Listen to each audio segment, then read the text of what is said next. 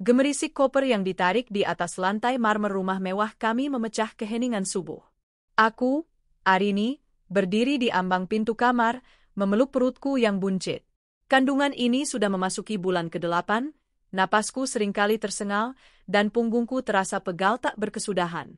Kamu yakin semua sudah beres, Mas? Tanyaku, suara serak khas orang bangun tidur. Bram, suamiku, berbalik. Wajahnya yang selalu tampan itu, wajah yang sama yang membuatku jatuh cinta 10 tahun lalu, kini terlihat sedikit tegang. Dia tersenyum, tapi senyum itu tidak mencapai matanya. Sudah, sayang. Dokumen, laptop, pakaian ganti. Semua lengkap. Dia menghampiriku, mengusap perutku sekilas. Jaga diri baik-baik, ya. Jaga jagoan kecil kita ini. Di kamar sebelah, Rian, 5 tahun, dan Sinta, 3 tahun, masih tertidur lelap. Mereka adalah permata hatiku, alasan dari semua kerja kerasku. 2 minggu, kan, Mas? Di luar pulau, tanyaku lagi, mencari konfirmasi. Iya, proyek besar di Kalimantan. Kalau ini gol, aku bisa naik jadi manajer regional. Jawabnya, matanya melirik jam tangan mahal di pergelangan tangannya. Terburu-buru. Selalu terburu-buru akhir-akhir ini. Hati-hati, ya, Mas. Sering-sering kabari aku sama anak-anak, pintaku. Bram mengangguk, mengecup keningku singkat, terasa dingin dan cepat, lalu menarik kopernya. Pasti. Aku berangkat. Assalamualaikum. Waalaikumsalam. Aku menatap punggungnya yang tegap menghilang di balik pintu utama. Hening. Hanya suara detak jam dinding dan pendingin udara yang terdengar. Ada perasaan ganjil yang merayap di hatiku. Perasaan dingin yang tak bisa kujelaskan. Tapi segera kutepis. Mungkin hanya hormon kehamilan. Bram adalah suami yang baik, ayah yang bertanggung jawab. Setidaknya, itulah yang selalu kupercaya. Rumah ini adalah saksinya. Rumah mewah 2 lantai di kawasan elit ini bukan sepenuhnya miliknya. Ini adalah rumah kami. Aku yang merancangnya, aku yang mengawasi pembangunannya. Sebagian besar modalnya berasal dari tabunganku sebelum menikah dan sisa warisan kecil dari almarhumah ibuku.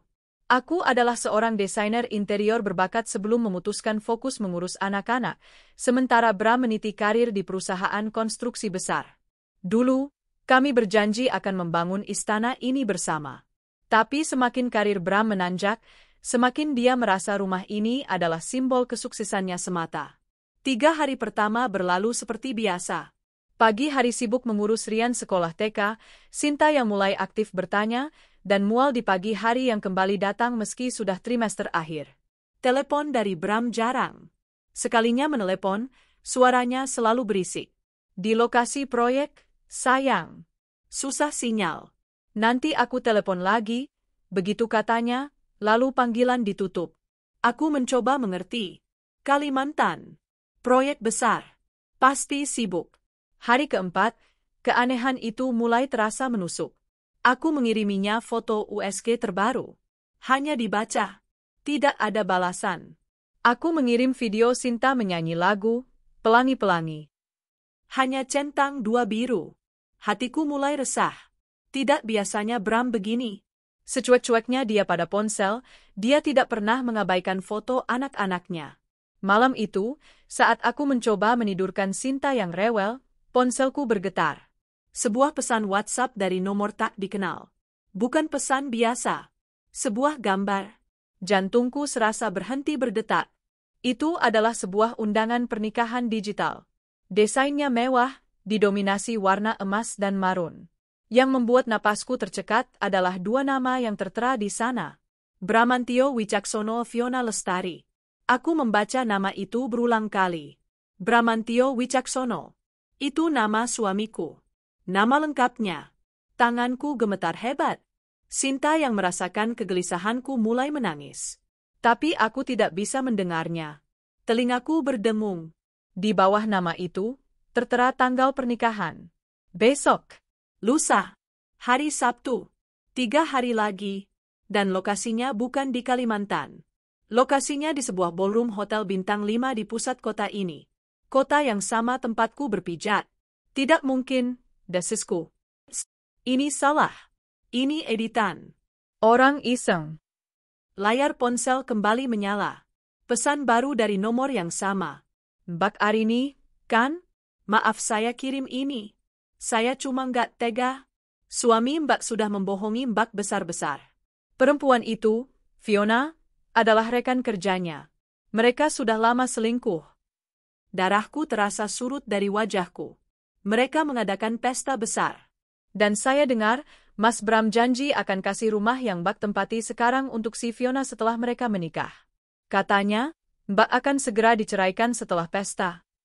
Setiap kata dalam pesan itu bagaikan belati yang ditusukkan ke ulu hatiku. Diceraikan? Diusir?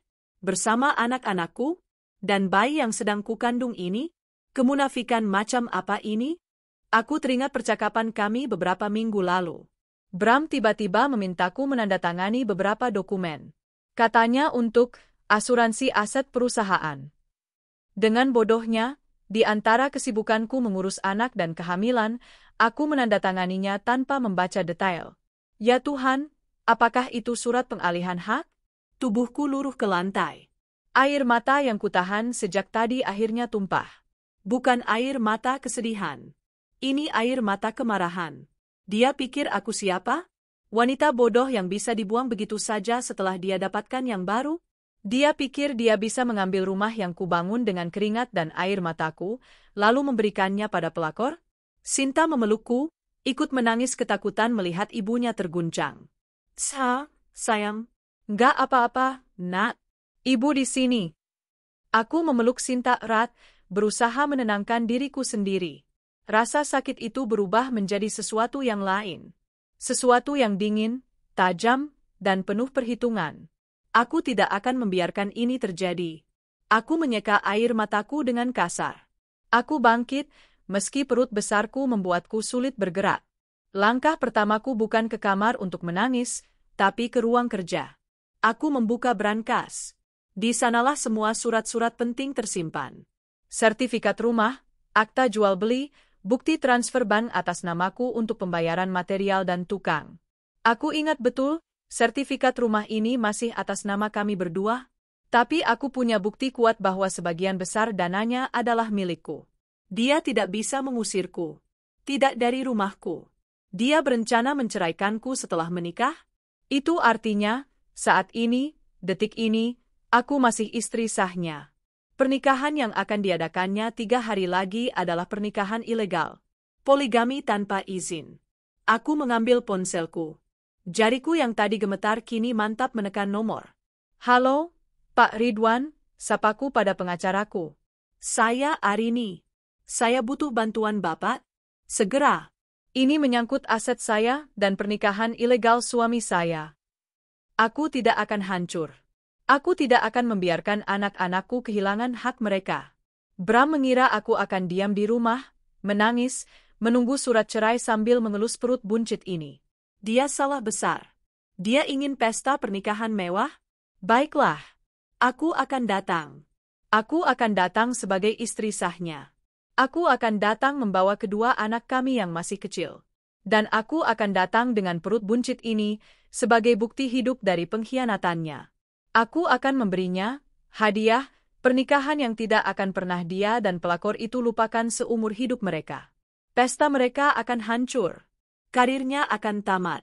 Dan rumah ini akan tetap menjadi milikku dan anak-anakku. Aku melihat kalender di dinding. Hari Sabtu. 3 hari lagi. Siapkan baju pesta terbaik kalian, Nak, bisikku pada Rian dan Sinta yang sudah tertidur. Kita akan pergi ke pesta, Ayah. 3 hari. Aku punya waktu 3 hari untuk mengubah diriku dari istri yang teraniaya menjadi seorang ratu yang merebut kembali singgasananya.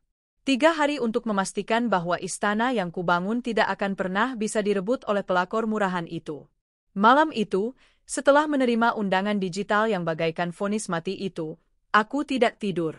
Setelah menutup telepon dengan Pak Ridwan, pengacaraku, aku duduk di ruang kerja. Ruangan yang sama tempat Bram memintaku menandatangani tumpukan dokumen asuransi itu. Amarahku sudah melewati titik didih. Kini yang tersisa adalah hawa dingin yang menusuk, sebuah perhitungan yang matang. Anak-anakku tidur di kamar mereka, napas mereka teratur, tidak tahu bahwa ayah yang mereka puja sedang merencanakan penghancuran keluarga mereka.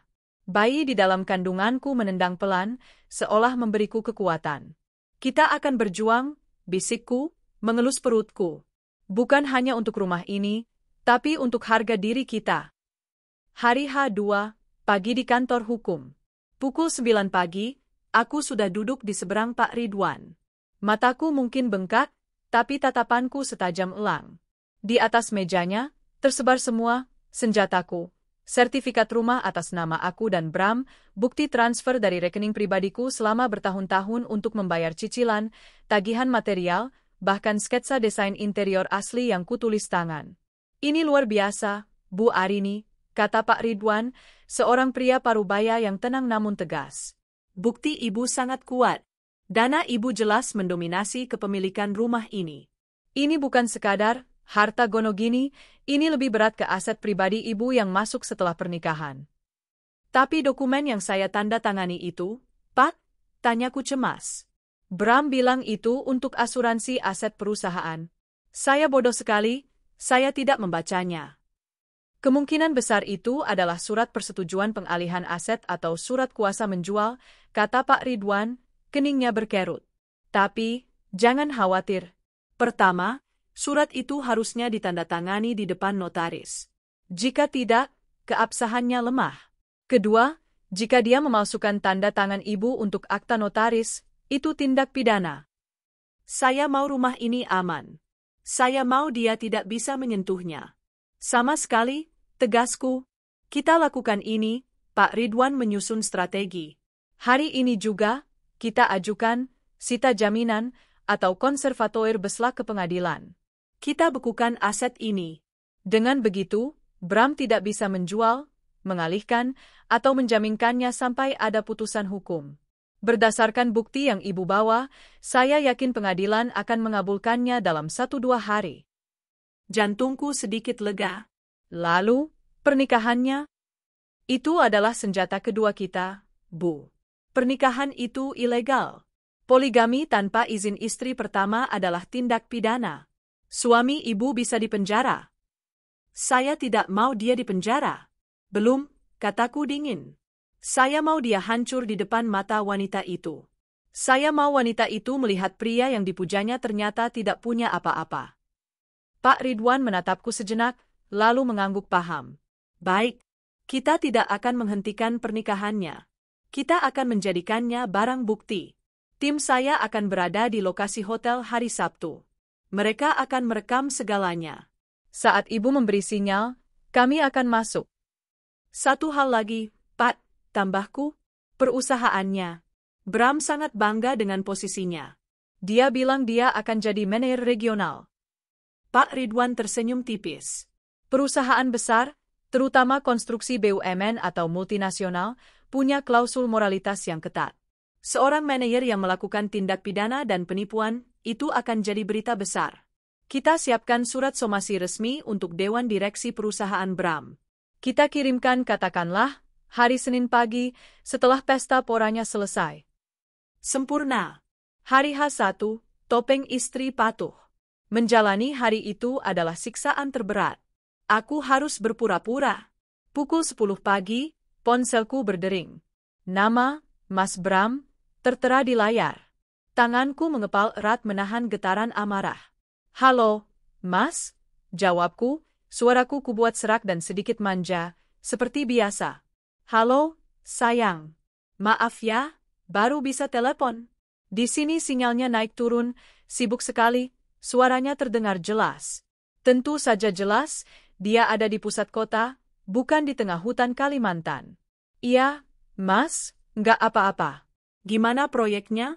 Lancar? Aku memainkan peranku. Lancar, lancar. Ini lagi mau survei ke lokasi baru. Kamu sama anak-anak sehat, kan? Bayinya nggak rewel? Bayinya. Dia masih berani menanyakan bayi yang akan segera diabaikannya ini. Sehat, Mas. Rian kangen katanya. Tadi malam dia ngigau panggil-panggil ayah, kataku, sebuah kebenaran yang kutaburi racun. Terdengar helaan napas di seberang. Mungkin rasa bersalah? Atau hanya gangguan sinyal? Aduh, bilang sama Rian, ayah juga kangen. 2 minggu lagi ayah pulang bawa mainan besar. 2 minggu. Dia bahkan sudah menyiapkan alibi untuk kepulangannya setelah bulan madu, sialan itu. Iya, Mas. Jaga kesehatan di sana. Jangan lupa makan. Pasti, sayang. Udah dulu ya, ditungguin tim. Love you.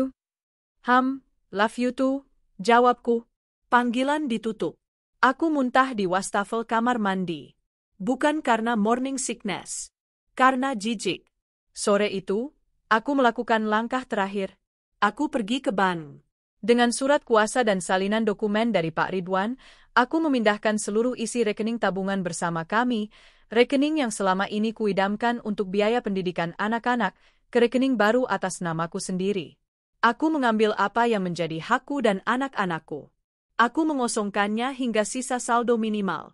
Biarkan dia membayar pesta mewah itu dengan kartu kreditnya. Biarkan dia terkejut saat tahu semua tagihan itu tidak akan bisa ditutupi oleh tabungan yang sudah ludes. Malamnya, aku menyiapkan baju perang kami. Untukku, aku memilih maternity dress berbahan sutra yang kubeli saat merayakan ulang tahun pernikahan kami tahun lalu. Warnanya merah marun. Bukan warna duka. Ini warna amarah, warna keberanian.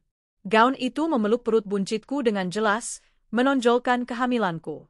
Untuk Rian, kemeja batik lengan pendek terbaiknya dan celana kaki baru. Dia harus terlihat seperti putra seorang pria terhormat. Untuk Sinta, gaun putih kecil dengan pita merah muda. Malaikat kecilku, mereka akan menjadi saksi. Mereka akan menjadi cermin hidup dari apa yang telah dikhianati oleh ayah mereka. Hari HD, hari pembalasan. Sabtu pagi. Langit cerah, seolah ikut merayakan ironi hari ini. Aku membangunkan anak-anak lebih pagi. Kita mau ke pesta, sayang, kataku pada Rian. Matanya langsung berbinar. Pesta? Ada Bunda? Bukan, Nak. Ini pesta ayah. Ayah ada kejutan buat kita? Jawabku, suaraku serak. Hor, ketemu ayah, pekit Sinta. Hancur hatiku. Tapi ini harus kulakukan. Untuk mereka. Pukul 10 pagi, kami siap. Aku menatap pantulan kami di cermin besar dekat pintu. Seorang wanita hamil besar yang tampak agung dengan gaun merahnya, menggandeng 2 anak kecil yang cantik dan rapi. Kami tampak seperti keluarga sempurna. Sebuah pesan masuk dari Pak Ridwan, penetapan sita jaminan sudah keluar pagi ini, Bu. Rumah Ibu aman. Tim saya sudah di lobi hotel. Semoga lancar. Aku menarik napas dalam-dalam. Ayo, Nak. Perjalanan 20 menit ke Hotel Imperial terasa seperti selamanya. Rian dan Sinta bernyanyi-nyanyi di kursi belakang, gembira akan bertemu ayah mereka. Sementara aku mengulang-ulang skenario di kepalaku. Kami tiba di lobi hotel yang megah. Karpet tebal, lampu kristal, dan wangi lili yang memuakkan. Aku melihat 2 pria berjas rapi di sudut lobi. Mereka mengangguk tipis ke arahku. Tim Pak Ridwan. Aku menggandeng tangan anak-anakku erat. Ingat ya, Nak, nanti kalau ketemu ayah, langsung peluk ayah. Bilang, ayah, kami kangen, instruksiku. Siap, Bunda, kata Rian. Aku berjalan menuju Grand Ballroom. Di depannya, ada meja registrasi besar dengan standing banner foto prewedding yang mesra. Bram, dengan setelan jas mahalnya, memeluk wanita itu dari belakang. Fiona. Wajahnya cantik, tapi penuh kemenangan yang palsu. Di foto itu, Bram tidak terlihat seperti pria yang sedang dinas kerja di hutan. Dia terlihat seperti pria yang sedang berada di puncak dunia. 2 orang penerima tamu wanita tersenyum padaku. Selamat siang, Ibu. Mohon maaf, undangannya? Aku tersenyum balik. Senyum terbaikku. Dingin, tajam, dan penuh kuasa. Saya tidak butuh undangan, kataku dengan suara yang jelas dan tenang, membuat mereka terdiam. Saya Arini, istri sah dari mempelai pria, Bramantio Wicaksono. Aku tidak menunggu jawaban mereka. Tepat saat MC di dalam berseru, dan kini, marilah kita sambut kedua mempelai yang berbahagia memasuki ruangan. Aku mendorong kedua pintu kayu raksasa itu hingga terbuka lebar. Musik yang megah langsung berhenti. Ratusan pasang mata menoleh ke arah pintu. Ke arahku. Di ujung karpet merah, Bram dan Fiona berdiri mematung. Wajah Bram, yang tadinya berseri-seri, berubah menjadi pucat pasi seperti mayat. Aku berdiri di ambang pintu. Hamil besar, dengan gaun merah darah, menggandeng dua anak kami yang menatap bingung ke arah ayah mereka. "Ayah!" teriak Rian, melepaskan genggamanku dan berlari kecil. Seluruh ruangan terkesiap. Drama telah dimulai. Suara musik organ yang megah itu langsung terpotong, meninggalkan gong yang canggung di dalam grand ballroom yang mewah. Ratusan tamu, para kolega, sosialita, dan keluarga besar yang tak kukenali, membeku di kursi mereka. Semua mata, yang tadinya tertuju pada karpet merah di tengah ruangan, kini beralih ke pintu utama. Ke arahku. Aku berdiri di sana, di bawah cahaya lampu kristal yang terang. Perut buncitku yang dibalut sutra merah marun tak mungkin terlewatkan. Di sebelah kananku, Rian menggenggam tanganku erat, bingung. Di sebelah kiriku, Sinta menatap kerumunan dengan mata bulatnya yang polos. Di ujung karpet merah, dunia Bramantio Wicaksono baru saja berhenti berputar. Wajahnya, yang 5 menit lalu pasti berseri-seri bahagia, kini seputih kertas. Keringat mulai membanjiri pelipisnya. Jas pengantin mahal yang dipakainya seharga ratusan juta, mungkin dibayar dengan uang di rekening bersama kami yang kini sudah kosong, mendadak terlihat seperti kostum badut. Di sampingnya, sang pelakor. Fiona. Dia cantik, harus kuakui. Gaunnya berekor panjang, riasannya sempurna. Tapi kini, riasan itu retak oleh kebingungan. Dia menatapku, lalu menatap Bram, meminta penjelasan. "Ayah?" Suara Rian memecah keheningan yang menyakitkan itu. Dia melepaskan genggamanku, terlalu polos untuk mengerti drama yang sedang berlangsung, dan berlari kecil di atas karpet merah itu. "Ayah, ayah di sini. Bunda bilang ayah kerja." Sinta, melihat kakaknya berlari, ikut melepaskan tanganku. "Ayah, ayah, tante cantik," pekiknya, menunjuk Fiona. Setiap langkah lari anak-anakku bagaikan dentuman palu godam di hati Bram. Para tamu mulai berbisik. "Anak-anak, Siapa wanita hamil itu?" Ya Tuhan, dia panggil Bram, "Ayah." Bram mematung. Dia tidak bisa maju, tidak bisa mundur. Rian sampai di depannya, menarik-narik celana jasnya yang mahal. "Ayah, kok nggak pulang?" kata ayah di Kalimantan. Fiona mundur selangkah, gaunnya berdesir. Wajahnya berubah dari bingung menjadi ngeri. Dia menatap perut buncitku, lalu menatap Rian dan Sinta. "Mas?" Suara Fiona bergetar. "Mas Bram, ini siapa?" Kamu bilang kamu belum punya anak. Kamu bilang istrimu mandul." Mandul. Satu kata itu membakar sisa belas kasih yang mungkin masih kumiliki. Jadi, itu kebohongan yang dia pakai untuk memacari wanita ini? Bram akhirnya tersentak.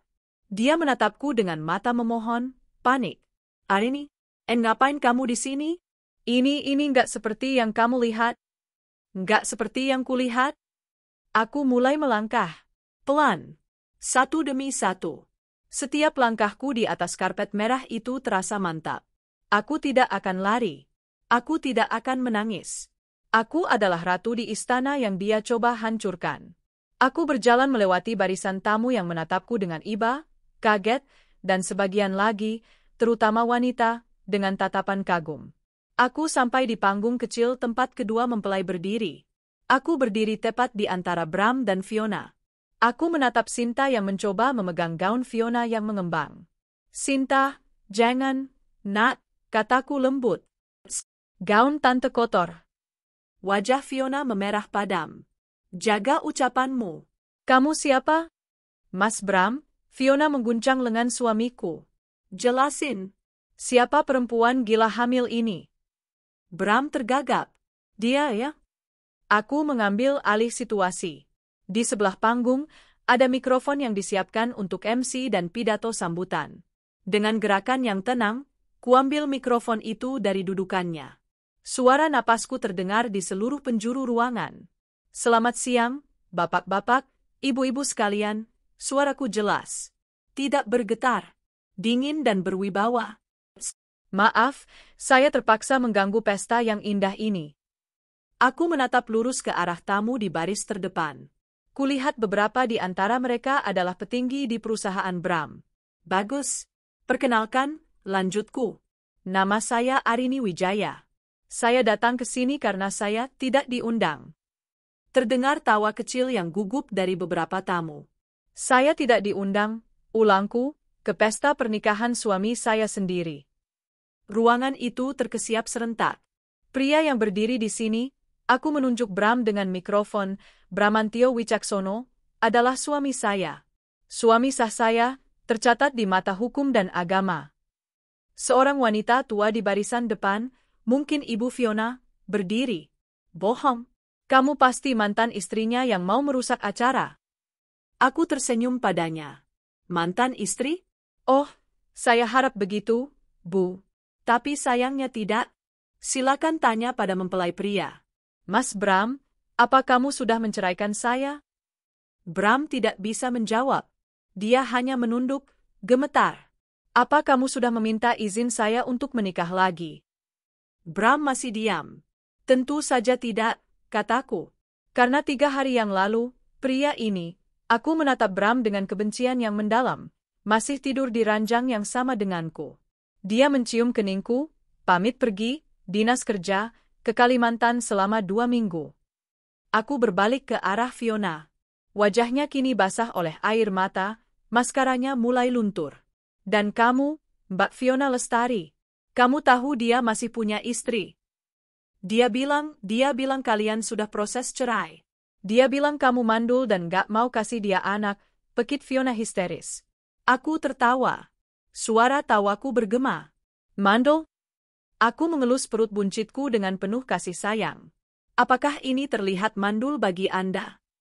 Aku menunjuk Rian dan Sinta yang berlindung di balik kakiku, ketakutan oleh suara keras Fiona. Apakah 2 anak sehat dan cerdas ini adalah hasil dari istri yang mandul? Pria ini, kataku pada Fiona, tidak hanya membohongi saya. Dia juga membohongi kamu. Dia berselingkuh dari saya. Aku beralih menatap para tamu, di saat saya sedang hamil besar anak ketiganya. Dia berselingkuh di saat saya sibuk membesarkan kedua anaknya yang masih kecil. Dan hari ini, dia menggunakan uang keluarga kami untuk mengadakan pesta mewah ini, tanpa izin saya. Bram akhirnya meledak. Dia tidak tahan lagi dengan rasa malu. Arini, cukup, teriaknya. Jangan bikin malu. Kita bicarakan ini di rumah. Bicara di rumah? Balasku, suaraku naik 1 oktav. Di rumah yang mana, Bram? Di rumah yang kamu janjikan pada pelakor ini. Ini adalah pukulan telakku. Aku menatap Fiona lagi. Apa yang dia janjikan padamu? Hah? Apa dia bilang setelah pesta ini kalian akan tinggal di rumah mewah kita? Rumah 2 lantai di Pondok Indah? Apa dia bilang dia akan menceraikan aku dan mengusirku serta anak-anak ini ke jalanan? Wajah Fiona yang pucat pasi adalah jawabannya. Kamu mau rumah itu? Tanyaku pada Fiona. Ambil saja kalau bisa. Tapi sayang sekali, aku tersenyum penuh kemenangan. Kamu sudah tertipu. Dan kamu, Mas Bram? Aku menatap mata suamiku.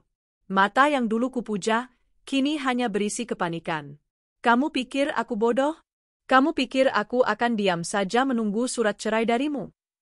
Aku mengeluarkan sebuah map dari tas selempang yang kubawa. Aku melemparkannya ke dada Bram. Kertas-kertas berhamburan di lantai. Itu, kataku, adalah salinan penetapan sita jaminan dari pengadilan negeri. Yang keluar pagi ini. Bram membeku. Rumah itu, tegasku, sudah dibekukan atas namaku. Semua bukti transfer, semua dana warisan ibuku, semua desainku, sudah ada di tangan pengacara. Kamu tidak bisa menjualnya. Kamu tidak bisa mengalihkannya. Dan kamu tidak punya hak 1 sentimeter pun atas rumah itu lagi. Bram terhuyung. Pestanya berantakannya, tanyaku sinis. Rumah yang dijanjikan ternyata tidak bisa ditempati ya. Fiona menjerit. Bukan lagi tangisan. Jeritan histeris penuh amarah. Dia mulai memukuli dada Bram. Penipu. Kamu bilang rumah itu hadiah pernikahan kita? Kamu miskin. Kamu nggak punya apa-apa? Keluarga Fiona berlari ke atas panggung, ikut mengerubungi Bram. Ayah Fiona, seorang pria bertubuh besar, mencengkeram kerah jas Bram. Kamu menipu anak saya. Kamu bilang kamu bujangan kaya raya. Beraninya kamu. Pesta itu berubah menjadi arena perkelahian. Gelas-gelas pecah. Makanan terbalik. Para tamu berhamburan, sebagian merekam dengan ponsel mereka. Bagus. Rekam semuanya. Biar dunia tahu. Di tengah kekacauan itu, aku meraih tangan Rian dan Sinta. Ayo, nak. Kita pulang, kataku lembut. Bunda, ayah kenapa dipukul? Tanya Rian, ketakutan. Ayah nakal. Ayo kita pulang, aku menarik mereka. Aku berjalan menjauhi panggung yang hancur itu. Bram, yang kini didorong hingga jatuh oleh calon mertuanya, melihatku pergi. Matanya menatapku, amarah, kebencian, tapi juga penyesalan. Aku tidak peduli. Di pintu keluar, aku berhenti sejenak. Aku berbalik, menatap suamiku yang kini terduduk di lantai, jasnya robek, dikelilingi oleh keluarga pelakor yang murka. Oh, satu lagi, Mas Bram, kataku, kali ini tanpa mikrofon, namun suaraku cukup jelas untuknya. Aku datang ke sini bukan untuk memintamu kembali. Aku datang untuk mengucapkan selamat tinggal. Selamat menikmati sisa hidupmu. Dan jangan pernah, sekali lagi, jangan pernah kamu kembali ke rumahku. Kamu bukan siapa-siapa lagi. Aku berbalik, menggandeng kedua anakku, dan berjalan keluar dari ballroom itu dengan kepala tegak. Di belakangku, aku bisa mendengar suara Fiona menjerit-jerit frustrasi dan Bram yang mengumpat-umpat. Pesta mereka telah usai. Dan hidup baruku, baru saja dimulai. Malam itu, aku tidak kembali ke rumah dalam tangisan. Aku kembali dengan kelegaan yang dingin dan melelahkan. Rian dan Sinta, yang terlalu kecil untuk memahami inti dari drama orang dewasa, tertidur di mobil dalam perjalanan pulang. Mereka hanya tahu, pesta ayah, berantakan dan ayah mereka, nakal, karena dipukuli orang. Langkah pertamaku begitu tiba di rumahku, adalah menelepon layanan keamanan 24 jam. Ganti semua kunci. Sekarang juga, perintahku pada petugas di seberang telepon. Aku juga menelepon petugas keamanan kompleks. Pak Satpam, saya Arini, pemilik rumah blok A1. Mulai malam ini, suami saya, Pak Bramantio, tidak lagi diizinkan masuk ke properti ini tanpa seizin saya. Saya ulangi, dalam kondisi apapun. Aku menidurkan Rian dan Sinta di kamar mereka, menyelimuti mereka dengan cinta yang utuh. Mimpi indah, sayang. Bunda akan selalu jaga kalian, bisikku. Aku berdiri di balkon, menatap kegelapan. Perutku yang besar terasa kencang. Bayi ini, dia telah menjadi saksiku, kekuatanku. Aku tahu pertempuran di hotel tadi baru permulaan. Bram tidak akan menyerah semudah itu. Pria dengan ego setinggi langit, yang baru saja dipermalukan di depan ratusan orang, akan bertindak nekat. Dan aku akan siap. Senin pagi, efek bola salju. Pesta pernikahan itu hari Sabtu. Hari Minggu, aku mengurung diri, menenangkan anak-anak dan mengumpulkan kekuatanku. Hari Senin, bola salju itu mulai bergulir. Video-video dari pesta pernikahan itu telah menyebar seperti api. Para tamu undangan, yang terdiri dari sosialita dan rekan bisnis, tidak menyia-nyiakan kesempatan merekam drama paling sensasional tahun ini. Judul-judulnya bertebaran di media sosial. Viral. Istri sah hamil besar gerebek pesta nikah mewah suami dengan pelakor. Detik-detik istri sah tunjukkan bukti sita jaminan rumah di depan pengantin. Pria ini bohongi istri hamil, janjikan rumah gonogini keselingkuhan. Wajah Bram, wajah Fiona, dan wajahku, lengkap dengan perut buncit dan dua anak kecil, ada di mana-mana. Tepat pukul 9 pagi, seperti yang dijanjikan, Pak Ridwan mengirimkan surat resmi. Bukan hanya somasi. Surat itu ditujukan langsung kepada Dewan Direksi dan Departemen HRD perusahaan konstruksi tempat Bram bekerja. Isinya ringkas, padat, dan mematikan. Pemberitahuan resmi mengenai tindak pidana poligami tanpa izin yang dilakukan oleh karyawan mereka, Saudara Bramantio Wicaksono. Pemberitahuan mengenai upaya penipuan aset, rumah, yang melibatkan pemalsuan dokumen, asuransi, yang dia sodorkan padaku. Penyalahgunaan fasilitas perusahaan, yakni Bram yang mengajukan izin dinas kerja fiktif ke Kalimantan untuk menutupi rencana pernikahan ilegalnya. Lampiran, clipping video viral, salinan penetapan sita jaminan pengadilan, dan salinan kartu keluarga kami sebagai bukti statusku sebagai istri sah. Perusahaan konstruksi multinasional sangat sensitif terhadap citra. Mereka tidak bisa mentolerir seorang manajer, calon manajer regional, yang terbukti sebagai penipu, pembohong, dan kini menjadi bahan tertawaan publik. Pukul 2 siang hari Senin, Bram dipanggil ke kantor pusat. Dia pasti datang dengan harapan bisa menjelaskan, mengemis, atau mungkin berbohong sekali lagi. Tapi dia salah. Dia tidak bertemu dengan atasannya. Dia bertemu dengan tim legal perusahaan dan kepala HRD. Pertemuan itu tidak berlangsung lama. 15 menit. Mereka menyodorkan surat. Bukan surat peringatan. Surat pemecatan tidak hormat. Perusahaan memutus hubungan kerja saat itu juga. Alasannya, tindakan amoral yang mencoreng nama baik perusahaan, pelanggaran berat terhadap kode etik, dan penipuan data administrasi, izin dinas fiktif. Dia diantar keluar gedung oleh Satpam, membawa barang-barangnya dalam sebuah box kardus. Pria yang 3 hari lalu berdiri di altar dengan jas pengantin mewah, kini menjadi pengangguran terhina. Malam hari, amarah yang membabi buta. Di mana Bram dan Fiona selama 2 hari itu? Seperti dugaanku, mereka tidak mungkin kembali ke rumah orang tua Fiona. Keluarga itu, yang telah menggelontorkan uang untuk pesta mewah, merasa tertipu habis-habisan. Mereka dijanjikan menantu kaya raya, manajer regional, yang akan tinggal di rumah Pondok Indah. Yang mereka dapatkan adalah suami orang yang pengangguran dan tidak punya apa-apa. Mereka kembali ke satu-satunya tempat yang tersisa, kontrakan sempit Fiona di pinggir kota. Tempat di mana mereka mungkin merajut dosa selama ini. Aku bisa membayangkan pertengkaran hebat yang terjadi di sana. Fiona yang menjerit-jerit, menyadari dia telah menukar masa depannya untuk seorang pecundang.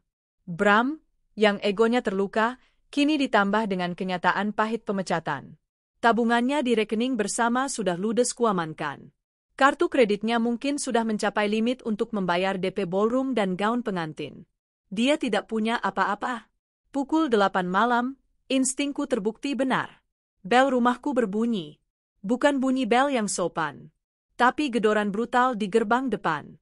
Ai, buka pintunya. Arin. Suara itu. Suara Bram. Penuh amarah.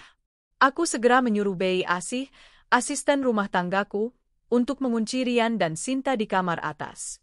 Nyalakan TV keras-keras, Bei. Jangan biarkan mereka dengar perintahku.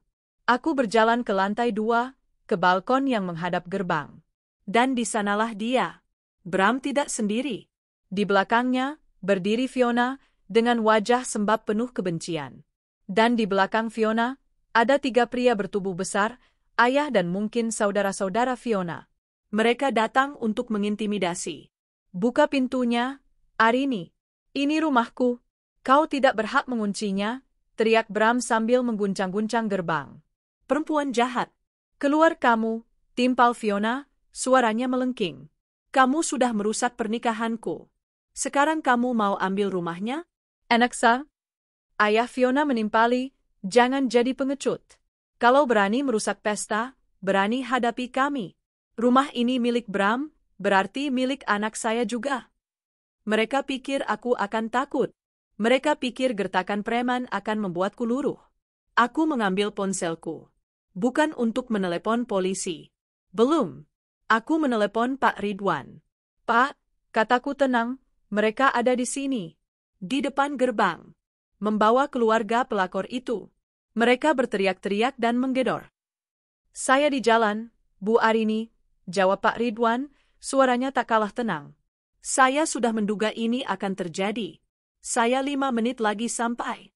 Tolong jangan keluar, tetap di dalam rumah. Aku berdiri di balkon, diterangi lampu taman. Menatap lurus ke arah gerombolan di bawah. Pergi, Bram, kataku, suaraku terdengar jelas di keheningan malam. Kamu tidak punya hak apapun lagi di sini. Hak apa katamu? Bram menendang gerbang. Aku membangun rumah ini. Ada namaku di sertifikat. Kamu yang harus pergi dari sini. Pergi kamu, perempuan licik. Namamu memang ada di sertifikat, balasku dingin. Tapi penetapan pengadilan sudah keluar. Rumah ini dalam sita jaminan. Kamu tidak bisa memasukinya. Pergilah sebelum saya panggil polisi. Panggil saja. Aku tidak takut. Ini rumahku. Tepat saat itu, sebuah sedan hitam elegan berhenti tepat di belakang mobil rombongan Bram. Pak Ridwan keluar, ditemani 2 orang dari timnya yang berbadan tegap. Selamat malam, Pak Bramantio, sapa Pak Ridwan, suaranya formal dan menusuk. Bram terkejut melihatnya. Mau apa kamu di sini, pengacara? Saya di sini untuk melindungi aset klien saya, kata Pak Ridwan. Pak Bram, tindakan Anda menggedor-gedor dan berteriak di properti ini sudah termasuk perbuatan tidak menyenangkan dan percobaan penyerobotan. Penyerobotan apa? Ini rumah saya. Bukan lagi, kata Pak Ridwan. Dia mengeluarkan dokumen asli dari tasnya. Ini, silakan dibaca. Ini penetapan sita jaminan asli, bernomor XXX PDG 2025 PN Jakarta Sel. Sah, ditandatangani Ketua Pengadilan Negeri. Artinya, Pak Ridwan menatap lurus ke mata Bram, properti ini status quo di bawah pengawasan hukum. Hak menempati ada pada klien saya, Ibu Arini, berdasarkan bukti-bukti yang kami ajukan. Wajah Bram pucat.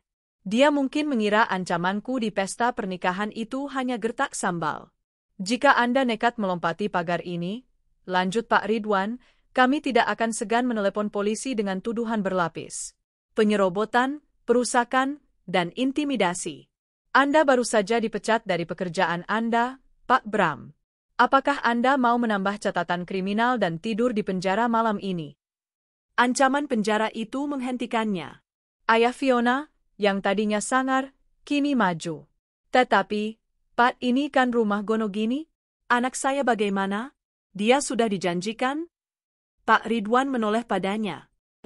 Pak, urusan, janji, menantu Anda itu urusan pribadi Anda. Secara hukum, rumah ini sedang dalam sengketa berat. Klien saya memiliki bukti bahwa 90% dana pembangunan berasal dari uang pribadinya. Jika Anda dan keluarga Anda terus mengintimidasi klien saya, Anda juga akan saya tuntut sebagai kaki tangan. Mata Fiona membelalak. Dia menarik lengan ayahnya. Ayah, udah, ya, pulang. Dia akhirnya sadar. Pria yang dibelanya, pria yang dijanjikannya istana, ternyata benar-benar tidak punya apa-apa. Dia kalah telak. Bram menatapku di balkon dengan kebencian murni. Dia menunjuk wajahku. Ini belum selesai, Arini. Awas kamu. Kamu akan menyesal. Aku hanya menatapnya, tanpa ekspresi. Silakan pergi, Pak Bram, kata Pak Ridwan tegas. Sebelum petugas keamanan kompleks yang saya panggil tiba di sini dan menyeret Anda. Bram mendengus. Dia meludah ke tanah. Kalah. Dia berbalik, masuk ke mobilnya. Fiona dan keluarganya, dengan bahu terkulai dan wajah penuh malu, masuk ke mobil mereka sendiri. Mereka pergi dari kompleks rumahku dalam kehinaan. Aku melihat 2 mobil itu menghilang di tikungan. Mereka tidak punya tujuan lain. Mereka tidak punya istana untuk dituju. Mereka hanya bisa kembali ke kontrakan sempit dan pengap itu, membawa serta realita pahit. Mereka telah kehilangan segalanya. Aku masuk ke dalam, mengunci pintu balkon. Tanganku gemetar, tapi bukan karena takut.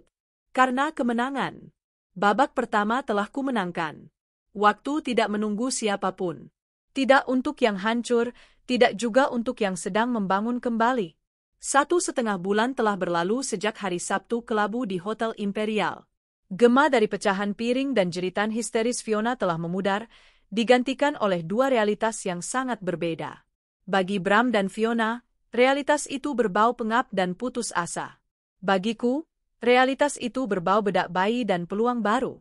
Putra bungsuku telah lahir. Bayi laki-laki yang sehat dan tampan, yang kuberi nama Banyo. Air. Simbol ketenangan dan kekuatan yang mengalir. Kelahirannya, 2 minggu setelah insiden itu, menjadi penanda akhir dari babak lamaku dan awal dari lembaran yang baru. Neraka di kontrakan sempit. Rumah kontrakan Fiona adalah sebuah petakan 3x6 meter di gang sempit. Jauh dari kemewahan ballroom hotel, jauh dari marmer dingin di rumahku. Dindingnya lembab, dan kipas angin tua di langit-langit hanya memutar udara panas yang sama. Disinilah cinta mereka diuji, dan gagal total. Mas, sampai kapan kita begini? Fiona melemparkan daster kusamnya ke lantai. Wajahnya, yang dulu terawat mahal, kini kuyu dan berminyak. Utang wedding organizer ditagih terus. Aku malu tiap keluar ketemu ibu warung. Mereka semua lihat videonya. Bram, yang sedang duduk di ranjang, memijat pelipisnya. Dia tidak lagi mengenakan kemeja eksekutif. Hanya kaos oblong yang sudah melar. Diam, Phil. Kamu pikir aku nggak pusing? Bentaknya. Semua kartu kreditku diblokir. Tabungan dikuras habis sama perempuan sialan itu. Terus kamu kerja apa? Kamu laki-laki. Tanggung jawab. Kerja apa? Bram tertawa sinis. Semua perusahaan konstruksi sudah memasukkan namaku ke daftar hitam. Videoku viral, Fiona. Siapa yang mau mempekerjakan aku? Dia benar. Namanya telah hancur. Dia mencoba melamar di 3 perusahaan berbeda. Semuanya menolaknya di lobi, bahkan sebelum wawancara. Wajahnya terlalu mudah dikenali sebagai pria yang ditelanjangi istri sah. Pernikahan impian Fiona telah menjadi penjara. Pria kaya raya yang dipujanya ternyata adalah pengangguran miskin dengan utang menumpuk. Aku nggak peduli. Aku butuh uang, jerit Fiona. Bram menatapnya dengan tatapan kosong. Dia berdiri, mengambil dompetnya. Isinya hanya beberapa lembar uang 10 ribuan. Dia melemparkan 1 lembar ke wajah Fiona. Itu, desisnya. Belanja. Cukup kan? Fiona memungut uang itu dengan tangan gemetar. Air matanya jatuh. Dia terisak. Ini cuma cukup buat beli tempe sama tahu. Mas? Ya sudah, beli tempe, teriak Bram. Makan itu. Lupa kamu dulu kita makan apa sebelum aku janjin kamu hidup mewah? Kamu pikir kamu siapa, hah? Kita ini sama-sama hancur. Fiona menangis sesenggukan di lantai, sementara Bram membanting pintu, keluar dari kontrakan yang menyesakan itu. Bram berjalan tanpa arah. Perutnya lapar, egonya hancur lebur. Dia malu kembali ke orang tuanya. Dia tidak punya teman lagi. Langkahnya terhenti di sebuah proyek pembangunan ruko. Para kuli bangunan sedang beristirahat, minum es teh di bawah terpal. Seorang mandor menatapnya curiga. Cari siapa, Mas? Bram menelan ludah. Harga dirinya yang setinggi langit kini harus dia injak-injak sendiri. Pak, butuh tenaga harian, tanyanya, suaranya parau. Mandor itu mengamatinya. Tampan begini mau jadi kuli? Bisa apa? Ngaduk semen? Angkat bata? Bram mengepalkan tangannya hingga buku-buku jarinya memutih. Bisa, Pak. Apa saja. Mandor itu tertawa. Ya sudah, besok pagi datang jam 7. Bawa KTP. 120 ribu sehari. Mau? 120 ribu. Dulu, itu hanya cukup untuk membayar parkir valet dan segelas kopi di mall. Sekarang, itu adalah harga untuk menyambung hidup. Saya mau, Pak, jawab Bram, menundukkan kepala. Eksekutif Bramantio Wicaksono telah mati. Yang tersisa hanyalah Bram, kuli bangunan. Istana yang berubah jadi studio. Sementara Bram belajar cara mengaduk semen, aku belajar cara mengurus 3 anak sendirian. Rumahku yang sah, terasa lengang. Tapi bukan lengang yang menyedihkan. Ini lengang yang damai. Proses perceraian berjalan, dengan Pak Ridwan memastikan aku mendapatkan hak asuh penuh dan semua aset yang memang milikku. Setelah Banyu lahir, aku menatap ketiga anakku. Rian, Sinta, dan Banyu. Mereka adalah tanggung jawabku.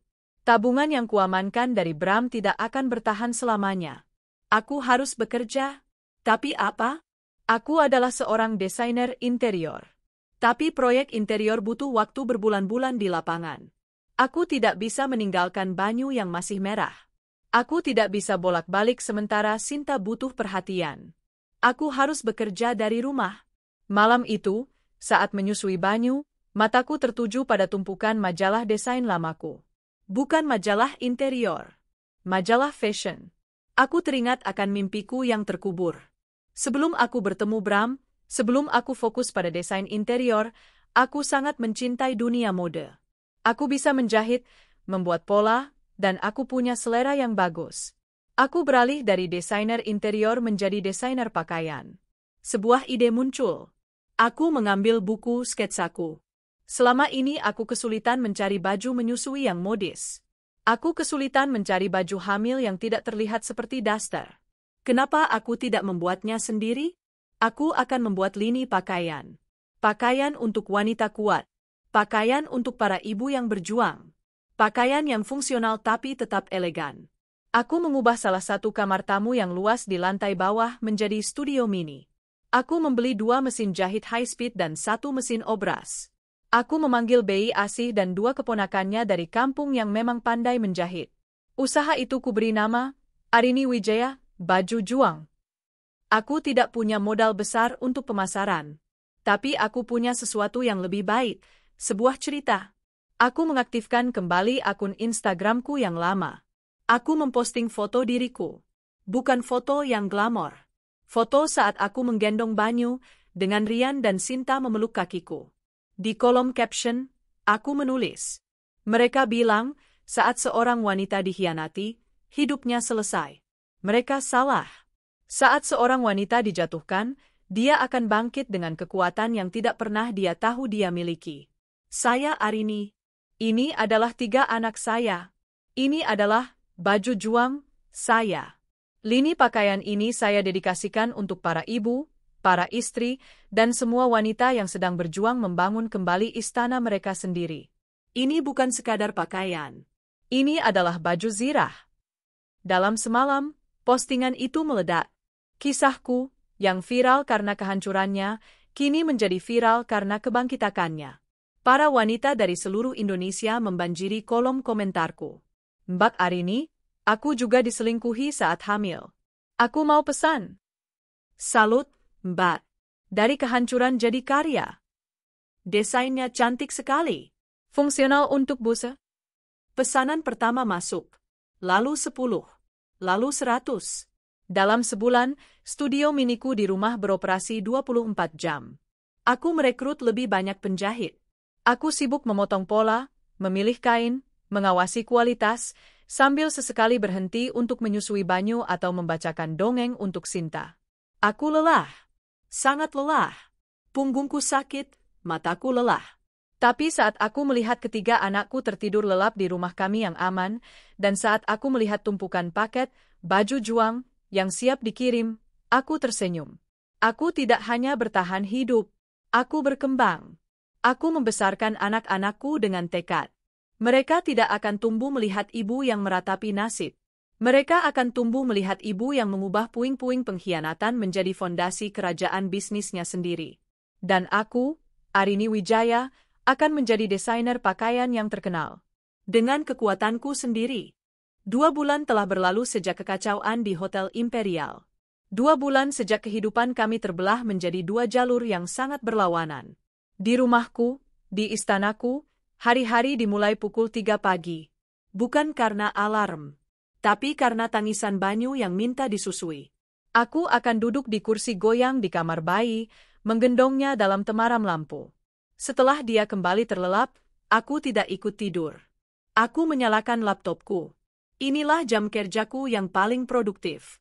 Dari jam 4 subuh sampai jam 6 pagi, saat Rian dan Sinta bangun, aku adalah Arini sang desainer. Aku menjawab email pelanggan, mendesain pola baru, dan mengelola pesanan, baju juang, yang terus bertambah. Booming di Instagram dari postingan pertamaku bukanlah keberuntungan sesaat. Itu adalah pembuka gerbang. Para wanita, ibu-ibu muda, wanita karir, mereka yang pernah merasakan sakit hati, melihat brandku lebih dari sekadar pakaian. Itu adalah simbol. Tapi di balik simbol itu, ada kerja keras yang brutal. Bei Asih, tolong setrikaan bahan yang chiffon dulu ya, yang 10 meter itu. Saya mau potong pola, kataku suatu siang, sambil menggendong Banyu di gendongan depan. Siap, Non. Ini si Non Sinta dari tadi cemberut, katanya Non Arini nggak nemenin dia gambar, lapor BI asih.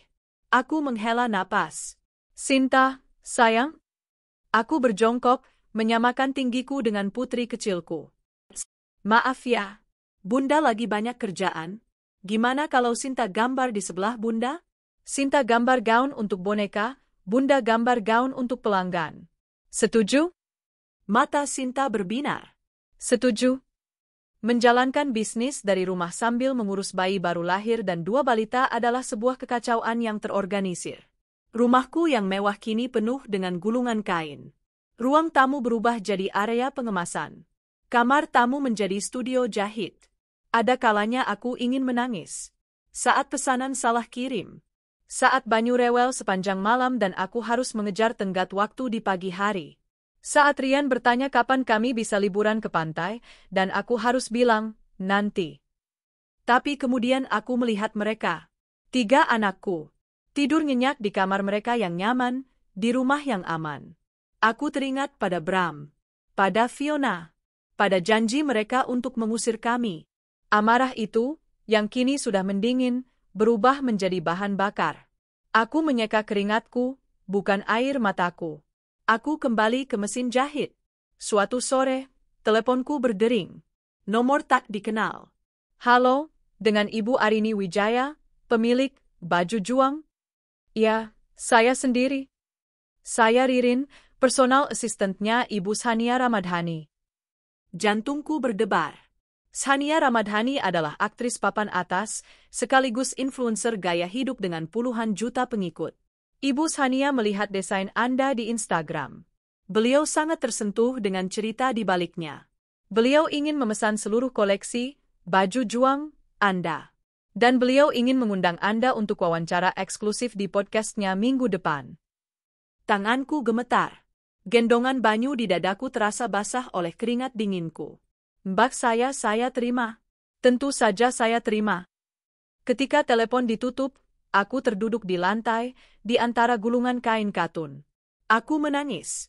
Kali ini, bukan tangis amarah atau kelelahan. Ini tangis kemenangan. Ini adalah titik baliknya. Di sisi lain kota, pukul 4 pagi, di gang sempit yang bau got, alarm ponsel butut Bram berbunyi. Tubuhnya menjerit. Setiap otot di punggung, lengan, dan kakinya terasa seperti ditusuk-tusuk jarum. Tidurnya di kasur kapuk tipis di lantai semen tidak membantu sama sekali. 2 bulan menjadi kuli bangunan telah merenggut sisa-sisa harga dirinya. Mas bersik? Fiona menggerutu dari balik selimut kumalnya. Dia tidak pernah bangun pagi untuk menyiapkan sarapan. Dia hanya akan bangun saat lapar, biasanya pukul 10, untuk kemudian mengeluh. Bram bangkit, mematikan alarm. Dia menatap tangannya di kegelapan. Dulu, tangan ini mulus, hanya untuk memegang pulpen mahal dan menandatangani dokumen proyek miliaran. Kini, telapak tangannya pecah-pecah. Kapalan tebal, dan ada luka gores yang baru mengering di buku jarinya akibat salah memegang palu kemarin. Dia berjalan ke kamar mandi umum di ujung gang, mengantre bersama buruh pabrik dan tukang ojek. Dia tidak lagi merasa jijik. Dia sudah mati rasa. Pukul 7 pagi, dia sudah berada di lokasi proyek. Matahari Jakarta mulai membakar. "Woi, Bram, ngelamun aja," teriak Mandor Udin. Itu adukan semennya ditungguin tukang di lantai 3. Ya, Pak. Bram memanggul ember berisi adukan semen. Beratnya terasa meremukkan tulang bahunya. Dia menaiki tangga darurat, langkah demi langkah. Di lantai 3, dia melihat rekan-rekannya sesama kuli sedang beristirahat sejenak, bergerombol melihat ponsel. Mereka tertawa. "Gila, ini si Mas pengantin yang viral itu, kan?" kata salah satu kuli, menunjuk layar. Yang istrinya lagi hamil besar datang ke nikahannya. "Iya bener." "Wah, gila ini lakinya. Udah punya istri cantik, hamil, anak 2, masih aja cari yang lain." Katanya dipecat ya dia? Rasa. Bram membeku di ambang tangga. Wajahnya memerah. Dia ingin berteriak. Dia ingin melempar ember ini ke wajah mereka. Tapi dia tidak bisa. Dia adalah Bram. Si Mas pengantin yang viral itu. Dan kini dia ada di sini, di antara orang-orang yang menertawakannya, bekerja sebagai bawahan mereka. Dia menundukkan kepala, meletakkan ember semennya, dan berbalik pergi tanpa berkata apa-apa. Rasa malu itu lebih menyakitkan daripada punggungnya yang pegal. Pukul 5 sore. Hari gajian. Gajian mingguan. Mandor Udin membagikan amplop coklat tipis. Bram menerimanya. Dia membukanya. 6 lembar uang 100 ribuan dan beberapa lembar uang puluhan ribu. Hasil kerjanya selama 6 hari, membanting tulang di bawah matahari. Dia pulang ke kontrakan. Fiona sedang duduk di depan, bermain ponsel sambil makan kerupuk. Gimana? Gajian, kan? Tagih Fiona, matanya langsung tertuju pada amplop. Bram memberikan amplop itu. Fiona merenggutnya, menghitung isinya dengan cepat. Wajahnya langsung masam. Cuma segini. Kamu kerja seminggu cuma dapat segini, Mas? Itu yang aku dapat, kata Bram lelah. Dia merebahkan diri di kasur. Ini buat bayar kontrakan aja kurang. Buat bayar utang WO gimana? Buat beli skincareku? Kamu pikir aku bisa hidup cuma makan tempe tiap hari? Diam, Phil. Bram akhirnya meledak. Dia bangkit, matanya merah. Kamu pikir aku mau begini? Kamu pikir aku senang jadi kuli? Ini semua karena kamu. Kalau kamu nggak maksa aku nikah cepat-cepat, kok jadi salah aku? Fiona balas berteriak, suaranya melengking memekakkan telinga. Kamu yang janjiin aku rumah mewah. Kamu yang bilang istrimu mandul. Kamu yang bohong. Kamu laki-laki penipu. Pertengkaran itu berlangsung selama 1 jam. Saling menyalahkan, saling mengumpat. Para tetangga di kontrakan sebelah hanya bisa mendengar dan menggelengkan kepala. Pertengkaran itu berakhir dengan Fiona yang menangis histeris dan Bram yang keluar, membanting pintu. Bram duduk di warung kopi di mulut gang. Dia memesan kopi hitam pahit dan sebatang rokok kretek. Dia menatap uang kembalian di tangannya. Dia memikirkan Arini. Apa yang sedang Arini lakukan sekarang? Mungkin dia sedang menidurkan Banyu. Atau mungkin dia sedang makan malam bersama Rian dan Sinta di meja makan marmer mereka yang besar. Di rumah yang seharusnya menjadi miliknya. Dia menatap tangannya yang kapalan. Dulu, dia mengira dia bisa menukar Arini dan anak-anaknya dengan kehidupan baru yang lebih muda dan lebih menarik. Dia baru sadar sekarang. Dia tidak melakukan pertukaran. Dia hanya membuang emas demi sepotong tempe busuk. Dan kini, dia harus memakan tempe itu setiap hari. 1 minggu kemudian, aku duduk di studio podcast yang mewah, berseberangan dengan Shania Ramadhani. Jantungku berdebar begitu kencang, rasanya Banyu yang sedang kutitipkan pada bayi ASI di rumah pun bisa mendengarnya. Selamat datang, Arini Wijaya, sapa Shania dengan senyum hangatnya yang terkenal. Aku terharu sekali membaca kisahmu. Kamu adalah definisi dari kekuatan. Wawancara itu mengalir. Aku menceritakannya. Bukan dengan ratapan. Aku menceritakannya sebagai sebuah studi kasus. Aku menceritakan tentang rasa sakit diabaikan saat hamil, tentang dinginnya lantai ballroom hotel, dan tentang bagaimana aku memutuskan bahwa air mataku tidak akan mengubah apapun, tapi tanganku bisa. Jadi, kata Shania, matanya menatapku lekat, pakaian yang kamu desain ini kamu sebut baju juang. Aku mengangguk. Benar, karena setiap wanita yang memakainya sedang berjuang. Berjuang menjadi ibu, berjuang meniti karir, atau berjuang menyembuhkan hati. Ini pakaian untuk para pejuang. Shania mengangguk pelan. Di akhir segmen, dia memegang tanganku. Arini, bagiku ini bukan sekadar baju juang. Ini adalah baju zirah. Baju perang yang kamu buat untuk dirimu sendiri, dan kini kamu bagikan untuk wanita lain. Baju zirah. Kata itu, baju zirah, menggema. Dan setelah podcast itu tayang, kata itu meledak. Teleponku tidak berhenti berdering. Instagramku lumpuh oleh notifikasi. Pesanan yang tadinya puluhan per hari, kini menjadi ratusan. 3 penjahit yang kubayar harian kini tidak sanggup lagi. Aku berada di persimpangan jalan. Aku bisa tetap menjadi usaha rumahan, atau aku bisa mengambil lompatan. Aku memilih lompat.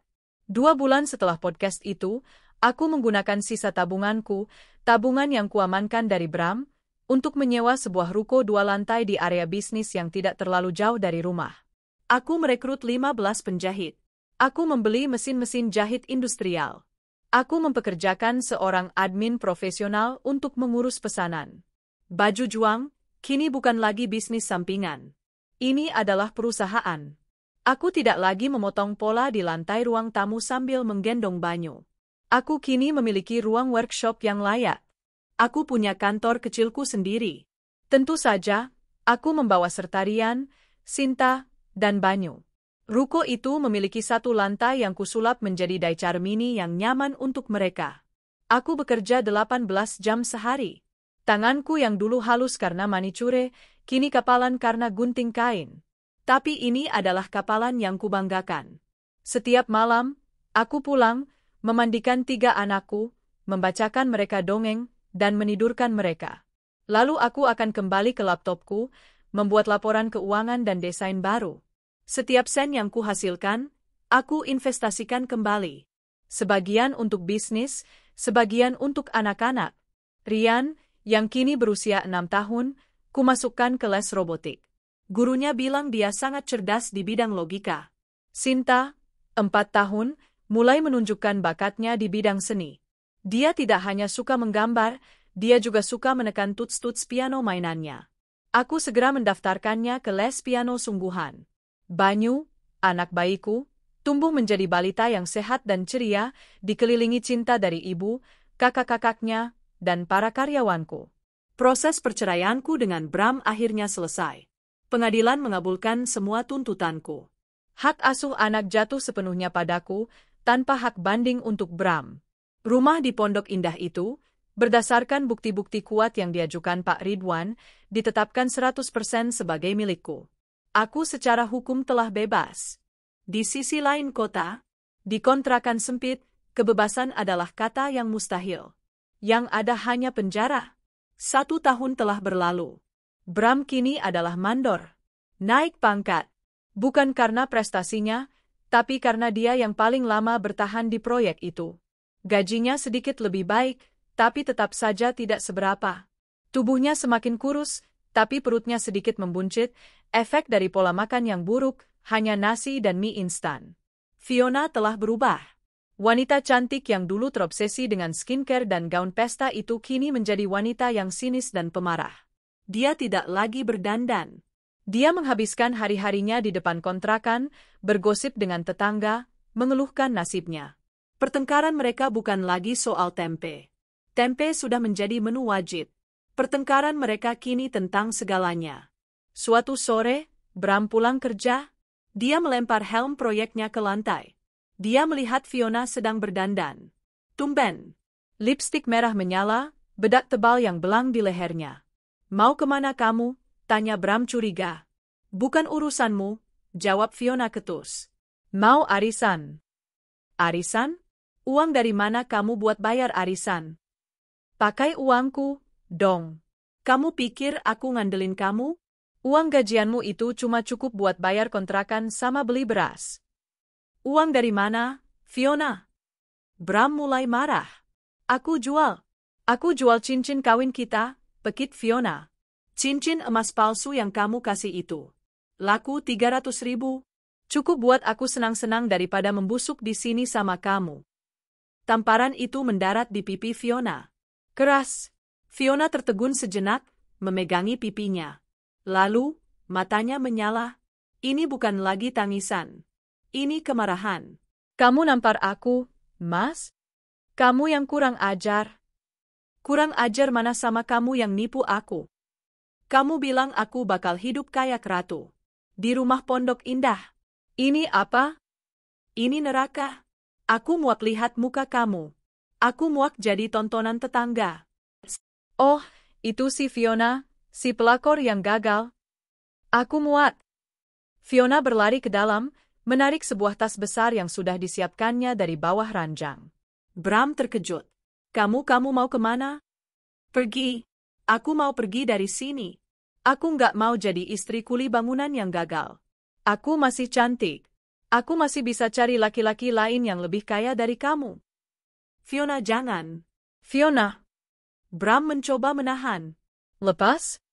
Fiona menghempaskan tangan Bram. Kamu itu pecundang, Bram. Pecundang.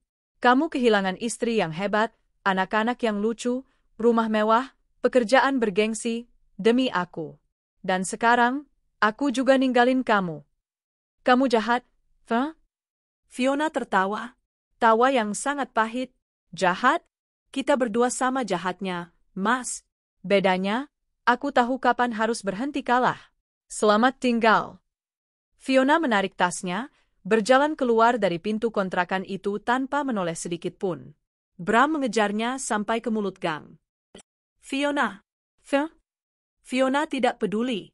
Dia naik ke ojek yang sepertinya sudah menunggunya dan menghilang di keramaian sore. Bram kembali ke kontrakannya. Sendirian.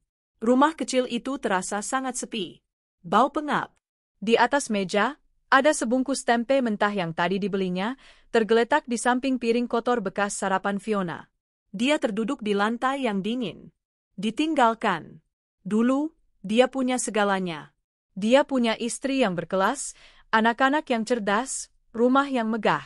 Dia membuang itu semua untuk seorang wanita. Dan kini, wanita itu pun telah membuangnya.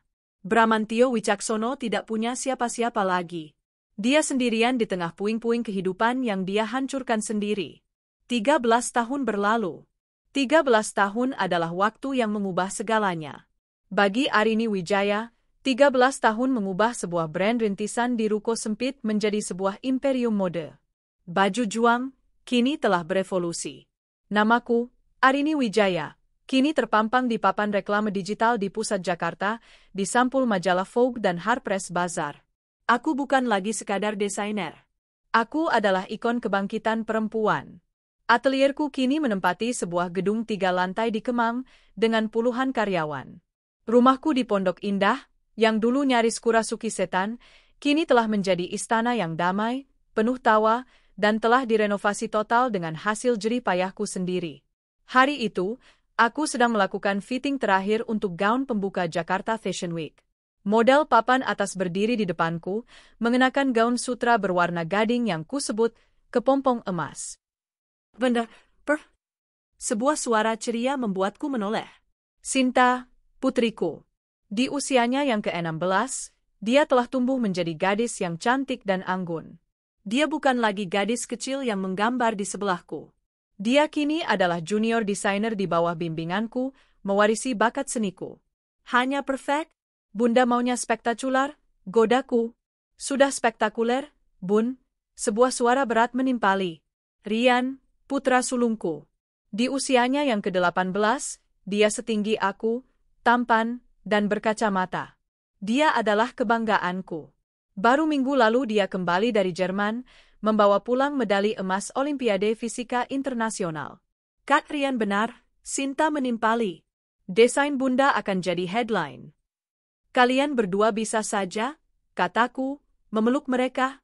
Banyu mana? Dia janji mau traktir kita es krim pakai uang saku pertamanya. Itu dia. Sinta menunjuk ke lobi atelier. Banyu, putra bungsuku.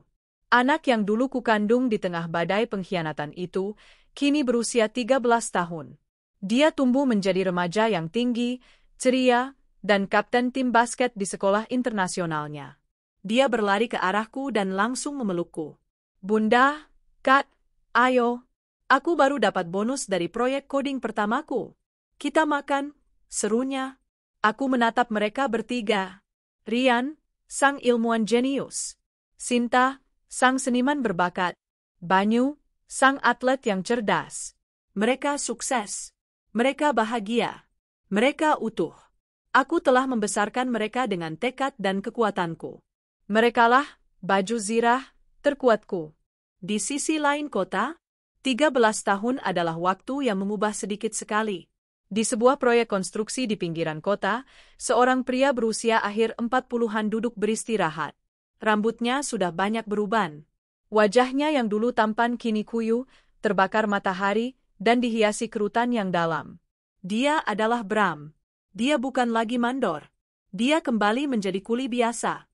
Sifatnya yang pemarah dan sering melamun membuatnya tidak dipercaya memimpin orang. Fiona tidak pernah kembali. Dia hidup sendirian di kamar kos yang sama sempitnya, berganti-ganti dari satu proyek ke proyek lain.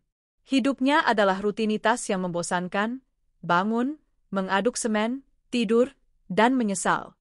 Sore itu, gajian. Dia menerima amplopnya. Cukup untuk membayar kos dan makan selama seminggu ke depan. Dia berjalan gontai menuju halte bus. Langkahnya berat. Punggungnya bungkuk, tidak lagi tegap seperti dulu. Saat menunggu bus, matanya tertuju pada sebuah majalah di kios koran sebelah halte. Sampul majalah itu. Wajah itu. Dia tertegun. Itu Arini. Tapi bukan Arini yang dia kenal. Ini adalah wanita agung yang tersenyum penuh kuasa, mengenakan setelan blazer mewah, dengan judul besar, Arini Wijaya, dari hati yang hancur, membangun imperium baju zirah. Tangan Bram yang kapalan bergetar. Dia merogoh sakunya, mengeluarkan uang lecek, dan membeli majalah itu. Sesuatu yang tidak pernah dilakukannya selama 10 tahun.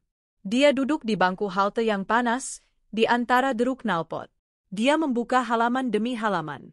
Dia melihat foto atelier Arini yang megah. Dia melihat foto-foto peragaan busananya. Lalu, dia sampai di satu halaman. Halaman berjudul, 3 Permata Hatinya. Di sana, ada foto anak-anaknya. Rian, memegang medali emas Olimpiade. Di bawah foto itu tertulis, Rian Wicaksono, calon penerima beasiswa penuh ke MIT. Wicaksono. Arini masih memakai namanya untuk anak itu. Sinta, duduk di depan piano besar. Sinta Wijaya, komponis muda yang baru saja memenangkan kompetisi piano klasik Asia. Banyu, tersenyum lebar dengan bola basket. Banyu Perwira, kapten tim basket yang juga seorang programmer muda berbakat. Bram tidak bisa bernapas. Anak-anakku. Anak-anakku yang dulu kutinggalkan. Rian yang dulu selalu memeluk kakiku. Sinta yang dulu selalu minta digendong. Mereka sukses. Jauh lebih sukses daripada yang pernah dia bayangkan. Mereka tumbuh tanpa dirinya. Mereka tumbuh dengan baik.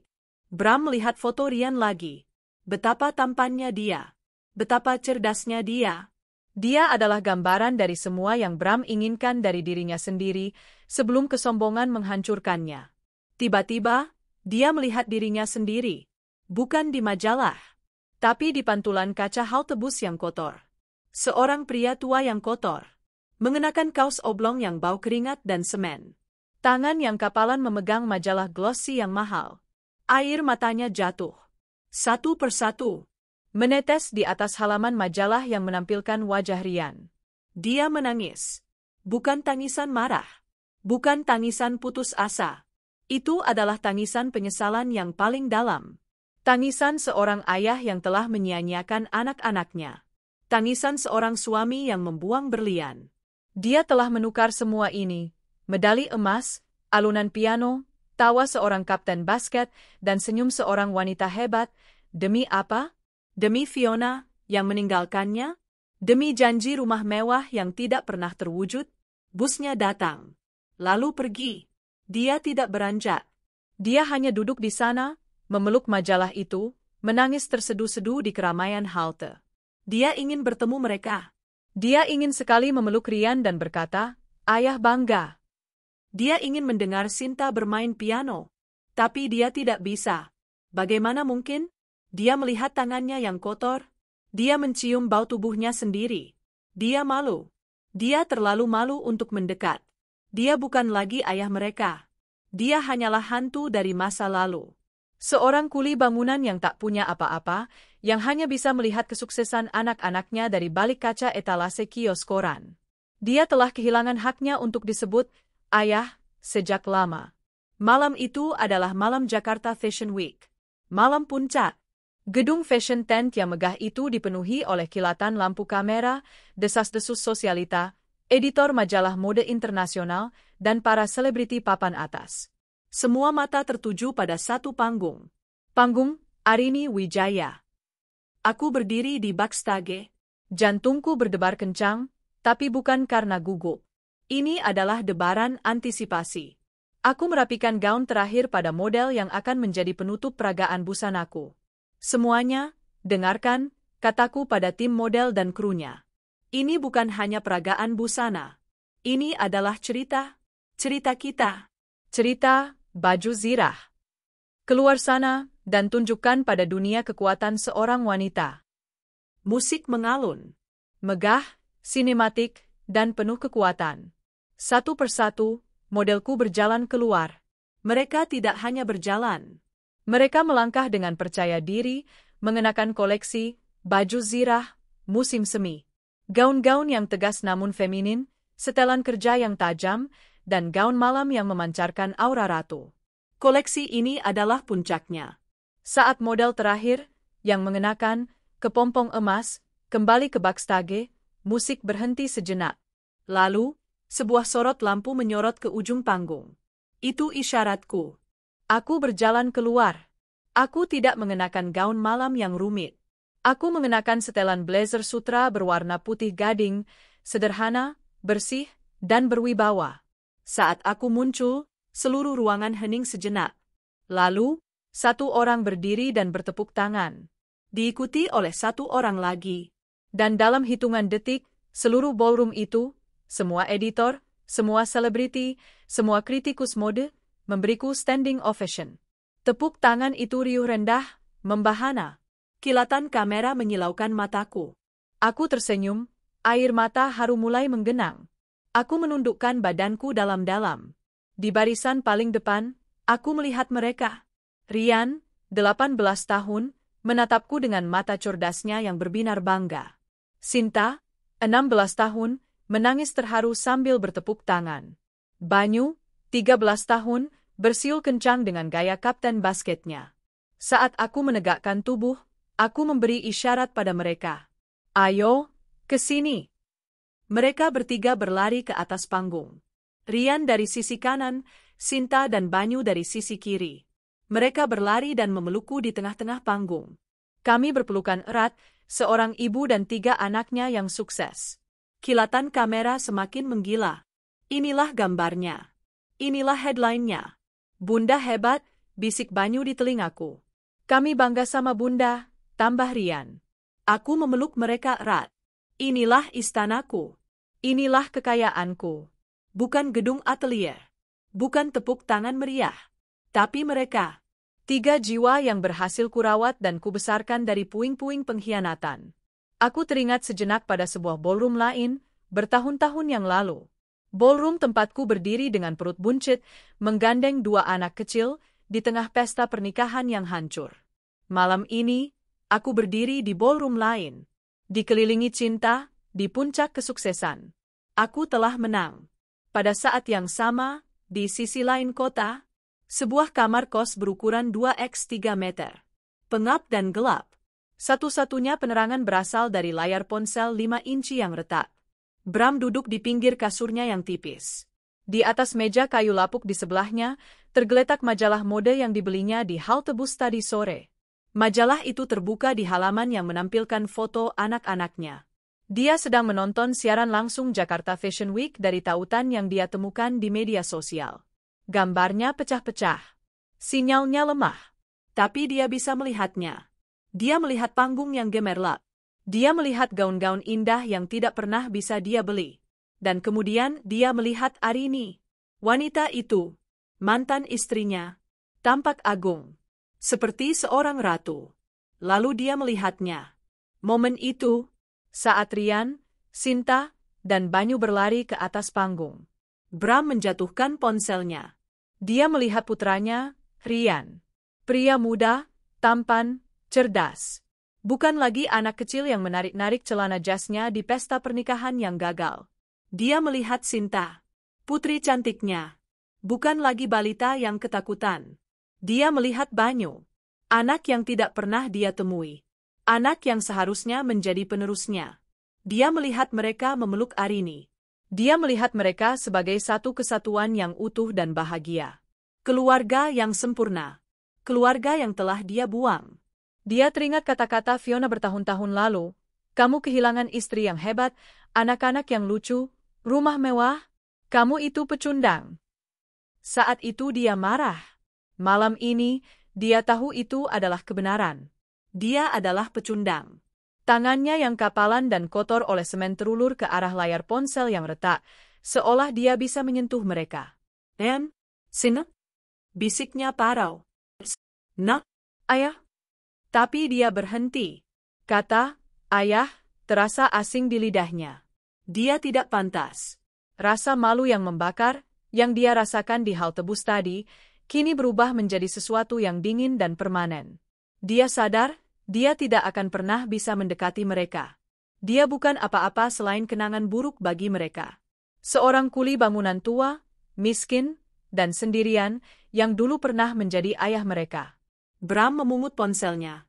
Dia melihat sekali lagi wajah Arini yang tersenyum bahagia, dikelilingi anak-anak mereka. Lalu, dia menekan tombol power.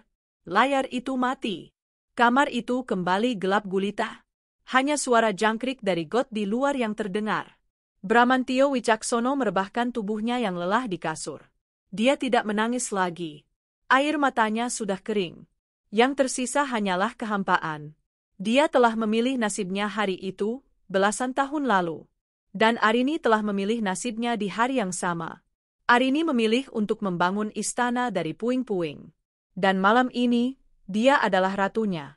Bram memilih untuk menukar istana dengan kontrakan. Dan malam ini, dia terkubur sendirian di dalamnya. 10 tahun kemudian, waktu telah memahat takdir menjadi sebuah monumen yang kokoh. Di taman belakang sebuah rumah yang kini lebih mirip Mensyahn di kawasan Pondok Indah, tawa riuh terdengar. Ini bukan lagi rumah yang angker oleh kenangan buruk, ini adalah istana sejati. Arini Wijaya, kini di usia akhir 40-an, tersenyum dari kursinya. Ia bukan lagi hanya seorang desainer, ia adalah seorang matriark.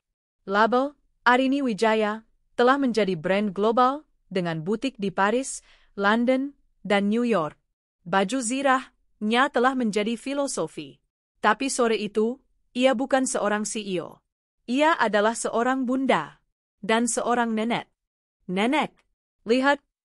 Seorang gadis kecil berusia 3 tahun berlari di atas rumput, dikejar oleh ayahnya. Awas, Ralin, nanti jatuh, seru pria itu. Pria itu adalah Rian Wicaksono. Di usianya yang ke-28, ia telah kembali dari MIT dengan gelar doktor di bidang teknik robotika, kini memimpin divisi riset di sebuah perusahaan teknologi terkemuka. Ia telah menikah dan memberikan Arini cucu pertama yang cantik. Di teras, alunan piano klasik yang rumit namun lembut mengalir. Sinta Wijaya, 26 tahun, sedang memainkan komposisinya sendiri. Jari-jarinya yang lentik kini telah membawanya ke panggung-panggung konser di Wina dan Sydney. Ia adalah seorang maestro muda. Dan di kolam renang, Banyu Perwira, 23 tahun, sang kapten basket yang cerdas itu, baru saja merayakan kelulusannya. Ia tidak hanya lulus cum laude, tapi juga baru saja menjual startup teknologi pertamanya dengan nilai yang fantastis. Ketiga anaknya telah tumbuh melampaui impian terliarnya. Tehnya, Bu Bei Asih, yang kini telah menua bersamanya, meletakkan cangkir. Terima kasih, Bei, bisik Arini. Arini memejamkan mata, merasakan hangatnya matahari senja. Ia teringat hari itu. Hari di mana ia berdiri di ballroom hotel dengan perut buncit, menggandeng 2 anak kecil. Hari di mana ia mengira dunianya telah berakhir. Ternyata, itu bukan akhir. Itu adalah awal. Pengkhianatan itu adalah api yang membakar habis dirinya yang lemah dan melahirkan seorang ratu dari abunya. Dia telah membesarkan anak-anaknya dengan tekad dan kekuatannya, dan hasilnya ada di sini. Dia utuh. Dia menang. Di belahan kota yang lain, di sebuah gang becek di balik pasar, di sebuah kamar kos yang bahkan lebih sempit dari yang dulu, seorang pria tua terbatuk-batuk. Batuknya kering dan menyakitkan. Tubuh yang dulu tegap dan kekar karena menjadi kuli, kini rapuh dimakan usia dan kerja keras yang sia-sia. Dia adalah Bramantio. Usianya baru akhir 50-an, tapi ia tampak seperti 70. Dia tidak lagi bekerja, tubuhnya sudah tak sanggup. Dia hidup dari belas kasihan tetangga dan sisa-sisa tenaga untuk memulung kardus. Sendirian. Fiona telah lenyap di telan bumi bertahun-tahun lalu, tak ada yang tahu dan tak ada yang peduli. Di dinding kamarnya yang lembab, tertempel satu benda. Bukan foto. Sebuah kliping majalah yang sudah kusam dan kuning. Itu adalah halaman dari majalah mode belasan tahun lalu. Foto Arini yang agung, dan 3 foto kecil anak-anaknya. Rian dengan medali, Sinta dengan piano, Banyu dengan bola basket. Setiap hari, dia menatap kliping itu. Dia tahu mereka sukses. Kadang, dia mendengar nama Arini Wijaya atau Sinta Wijaya disebut di radio butut milik tetangganya. Dia tahu Rian mungkin sudah menikah. Dia tahu dia mungkin punya cucu. Cucu yang tidak akan pernah mengenali wajahnya. Cucu yang tidak akan pernah tahu namanya. Dia pernah memiliki segalanya. Istri yang berkelas, anak-anak yang brilian, rumah yang mewah, karir yang cemerlang. Dia menukarnya. Dia menukarnya demi kesenangan sesaat. Dia menukarnya demi tempe. Penyesalan itu bukan lagi api yang membakar. Penyesalan itu kini adalah es yang membekukan. Dia tidak lagi menangis. Dia hanya merasakan kehampaan yang abadi. Dia tidak pernah berani mendekat. Rasa malu adalah penjaranya yang paling kokoh. Dia hanya hantu yang melihat kehidupan yang seharusnya menjadi miliknya dari kejauhan. Bram terbatuk lagi, menarik selimut tipisnya.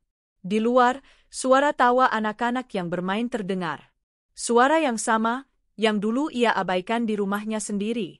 Di istananya, Arini mengangkat cangkir tehnya, bersulang untuk masa depan. Di penjaranya, Bram menutup matanya, berharap masa lalu tidak pernah ada.